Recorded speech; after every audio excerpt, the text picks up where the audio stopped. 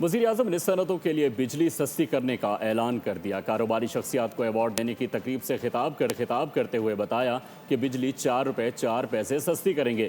صنعتی ترقی کے بغیر معیشت ترقی نہیں کر سکتی۔ حکومت کا کام کاروبار کرنا نہیں بلکہ سازگار ماحول فراہم کرنا ہے۔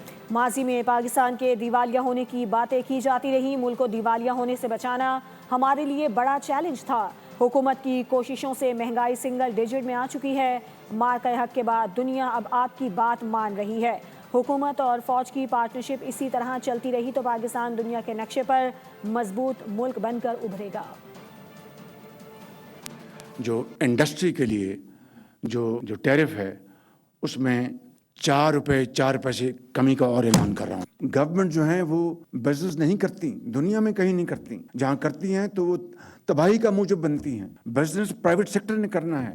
ٹیلی ویژن اور میڈیا کے ذرائع میں دن رات چل رہے تھے کہ خدا نخواستہ پاکستان ڈیفالٹ کے دہانے پر ہے۔ تو یہ بات میرے لیے اور پوری قوم کے لیے ایک بہت بڑا چیلنج تھا، اور آج جس جگہ پر ہم پہنچے ہیں میں بلا خوف تردید کہہ سکتا ہوں ایک سٹیبل اکانومی بن چکے ہیں کہ اس وقت جو انفلیشن جو ہے وہ سنگل ڈیجٹ میں ہے۔